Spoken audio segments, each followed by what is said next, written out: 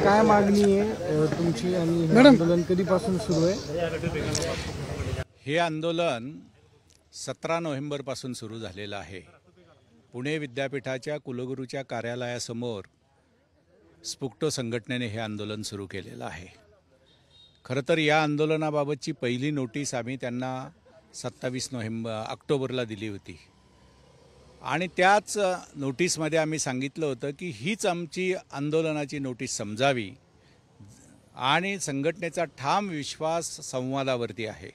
त्यामुळे आपण संघटनेबरोबर संवाद करावा, संवादाने प्रश्न मिटतात ही संघटनेची भूमिका आहे। परंतु त्यांनी 2 आठवडे आमच्याबरोबर कोणताही संवाद केला नाही। त्यामुळे आम्ही 2 आठवड्याच्या नंतर 10 तारखेला त्यांना पत्र दिलं की 17 तारखेपासून आम्ही आपल्या कार्यालयासमोर आंदोलन करतोय।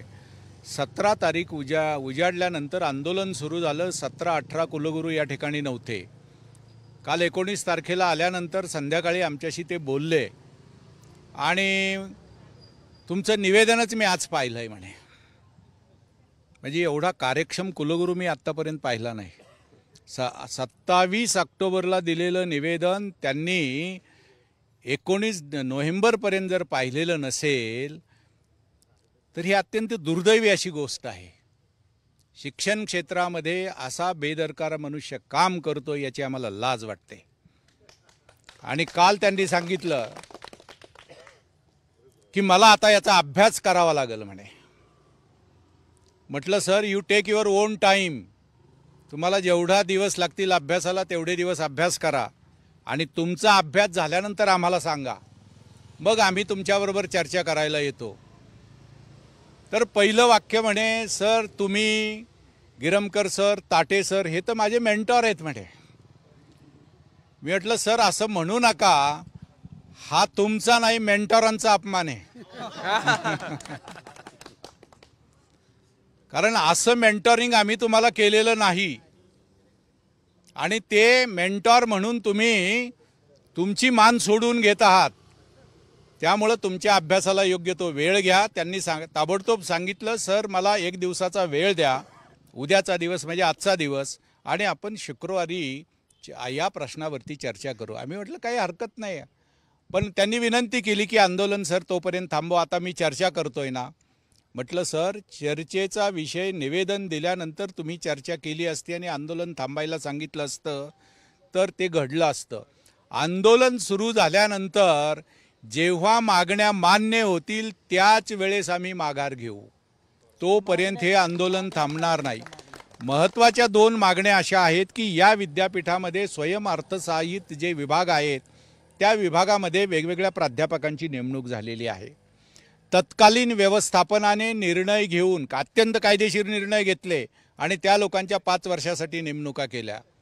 त्यानंतरच्या व्यवस्थापन परिषदेने निर्णय घेतला की या प्राध्यापकांचा रिव्ह्यू घेऊन आपण 20 वर्ष किंवा रिटायरमेंटपर्यंत त्यांची नेमणूक करावी, अशा पद्धतीचा निर्णय घेतला असताना सुद्धा आत्ताचे विद्यमान कुलगुरू या लोकांना कोणाला 4 महिन्याची, कोणाला 6 महिन्याची, कोणाला 3 महिन्याची नेमणूक देऊन या शिक्षकांची थट्टा करतायत। या थट्टेच्या विरोधात आम्ही आहोत। म्हणजे मी व्यवस्थापन परिषदेचा निर्णय देखील मान्य करणार नाही। आम्ही सगळ्या व्यवस्थापन परिषदेच्या सदस्यांना आता आव्हान केलेलं आहे का तुमचा निर्णय सुद्धा ते मान्य करत नाहीयेत। हा अवमान आमचा नाहीये, व्यवस्थापन परिषदेचा आहे। दुसरी महत्त्वाची गोष्ट, या लोकांना नेमणुका देताना सांगितलं होतं की तुम्हाला CPF लागू राहील आणि आता मात्र त्यांनी एक वेगळा निर्णय घेऊन EPFO त्यांना लागू केला आणि ज्या लोकांच्या नेमणुका पूर्वी झालेल्या आहेत त्यांनाही लागू केला। मला वाटतं एखादा निर्णय झाल्यानंतर त्या दिवशीपासून त्याची अंमलबजावणी व्हायला पाहिजे। मागच्या लोकांना तो लागू होता उपयोगाचा नाही, परंतु कुलगुरूंनी अत्यंत अट्टहासाने ते चालवलेलं आहे। यामध्ये सुद्धा व्यवस्थापन परिषदेचा अवमान आहे असं मला वाटतंय। दोन्ही निर्णय व्यवस्थापन परिषदेने घेतलेले असतानाही कुलगुरू ते मानत नाहीयेत। त्यामुळे आंदोलन हे जोपर्यंत हे दोन्ही प्रश्न मिटत नाहीत तोपर्यंत हे आंदोलन सुरू राहील। एवढंच नाही, या ठिकाणी 4 दिवस बसल्यानंतर अनेक गोष्टी लोकांनी आमच्याकडे आणून दिलेल्या आहेत। आम्हाला असं वाटतं की हे विद्यापीठ आमचं आहे, या विद्यापीठाची समाजात बदनामी होऊ नये असं आम्हाला वाटतंय, त्यामुळं आम्ही थांबलेलो आहेत. जर हे होणार नसेल तर आम्हाला त्या गोष्टी देखील बाहेर काढाव्या लागतील. हे कुलगुरूंनी त्या ठिकाणी लक्षात ठेवावं.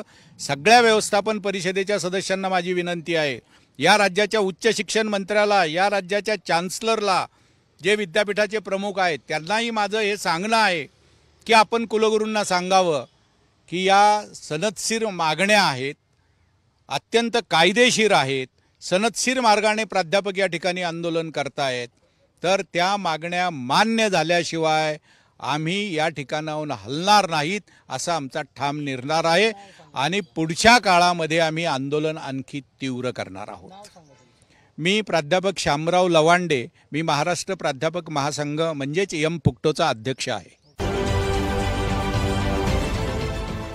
देश विदेशातील प्रत्येक घडामोडींचे लाईव्ह अपडेट मिळवण्यासाठी आता साम टीव्हीच्या सर्व सोशल मीडिया प्लॅटफॉर्मला लाईक, फॉलो आणि सबस्क्राईब करा. तसंच सर्व नोटिफिकेशनसाठी बेल आयकॉन प्रेस करायला विसरू नका.